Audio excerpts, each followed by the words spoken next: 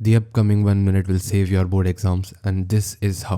मान लो तुम्हारा कोई एक एग्ज़ाम अच्छा नहीं गया, कि मेरा इंग्लिश अच्छा नहीं गया, मेरा साइंस मैंने मैसअप कर दिया, मेरे साइंस में ये रह गया, या फिर any of the exam which you just give. तुम क्या करोगे? तुम उस एक थॉट को लिंगर करने दोगे अपने दिमाग में और वो पूरे गैप डेज को छेड़ देगा। What I am trying to say is, आज जो एग्ज़ाम तुमने दिया in which you think that you missed up, उस एक गलती की वजह से तुम अपने अगले के 4-3 दिन जो होंगे गैप डेज के उसको व्यर्थ करोगे and you will let it stay. उससे तुम्हारा जो नेक्स्ट बोर्ड एग्जाम होगा वो मैसअप होगा और इससे एक चेन रिएक्शन बन जाएगा जिससे your overall boards might crumble a bit. तो मैं पहले ही बता देता हूँ दैट इवन इफ एक एग्ज़ाम अच्छा नहीं गया हो, मान लो तुमसे एक क्वेश्चन छूट गया, तो प्लीज़ वहीं पे डैमेज कंट्रोल कर दो।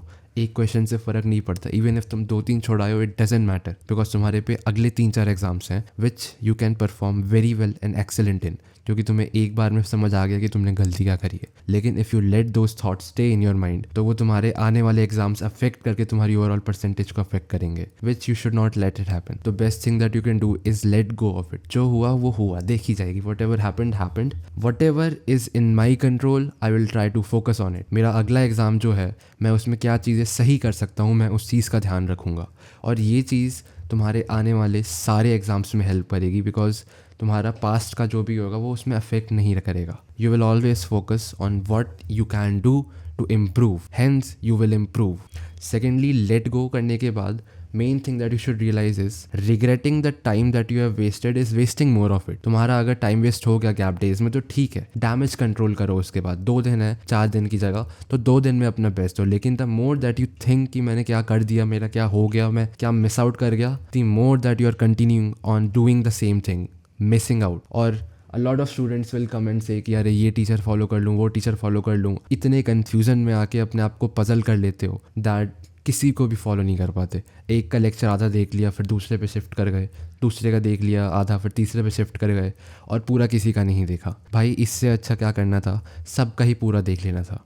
ये चीज़ ध्यान रखना दैट एक्शन सॉल्व्स एवरीथिंग। और एक चीज़ जो बहुत इंपॉर्टेंट है वो ये है कि प्लीज़ मैराथन को अपना फाइनल बेसिस मत बनाओ। जब तक तुम सिर्फ मैराथन देख के जा रहे हो तब तक you can never perform at your best, क्योंकि अगर मान लो कोई ऐसा क्वेश्चन आ जाता है एग्जाम में जो तुम्हें करवाया ही नहीं गया हो, जो स्पून फीडिंग में हुआ ही नहीं हो, तुम ब्लैंक आउट कर जाओगे, तुम जोन आउट कर जाओगे, तुम नहीं कर पाओगे वो क्वेश्चन। बेसिकली ये मैराथन्स क्या करते हैं 10th क्लास तक के बच्चों के लिए, कि वो जितने भी टाइप के एक चैप्टर से क्वेश्चन होते हैं जो बहुत लिमिटेड होते हैं 10th में, वो करवा देते हैं एंड उसके बाद उसी में से कुछ ना कुछ क्वेश्चन आ जाता है, तो तुम्हें लगता है कि वाह क्या टीचर है, वाह क्या सेशन है, 1 शॉट्स आर एवरीथिंग। बट अगर कोई ऐसा, अगर 2-3 ऐसे क्वेश्चन आ गए जो थोड़े सोचने वाले थे लेकिन ईजी थे, you will mess up on them. तो प्लीज़ खुद से घिसो, खुद से स्ट्रगल करो क्वेश्चंस पे। As long as you struggle with questions you will always be ahead.